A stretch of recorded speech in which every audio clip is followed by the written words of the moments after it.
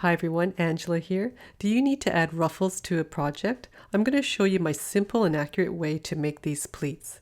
These 1-inch knife pleats have 3 sections and 2 folds to them, so you'll need to triple your fabric length for this continuous ruffle and add seam allowance for the ends. Same for these box pleats. They're 2 inches wide, but each side is the same, just folded in the opposite direction. I've cut a piece 3 inches wide and pressed it in half lengthwise. This will give me a 1-inch long ruffle with 1/2 inch seam allowance on both sides. If your fabric is slippery or frays easily, you can stitch or serge the edges together first. To make this tool, you can use cardboard like this poster board or Bristol board, template plastic, but what I like to use is this thin plastic flexible kitchen cutting board. It's nice and stiff with a nice smooth slippery finish. Cut a piece 3 inches long and just slightly less than 1 inch wide. Shift your ruler over so it's 1/16 of an inch narrower. This will allow for the thickness of the fabric when it's folded over. Cut this out and then cut right down the center about halfway. Make another cut beside it so that you're left with a 1/8 of an inch opening.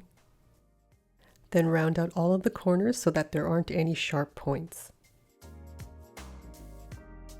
To make the knife pleats, stitch 1/4 of an inch from the edge, place the fabric into that center opening, and then fold it away from you. Pull it taut, and then remove the template and stitch just over the start of the pleat. Make another fold, pull the fabric taut, and adjust it so the edges of the folds meet.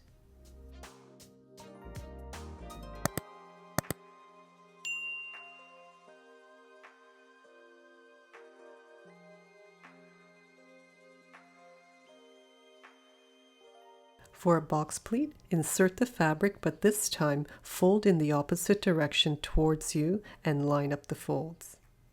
Then for the next pleat, fold it away from you. And just continue folding each box pleat like this. You can see the pleats have lined up nicely in the middle, in the front, and in the back. All you're left to do is to give it a nice steam and press. Make sure to check out some of my other videos. Thanks again for watching. Until next time, take care and happy sewing.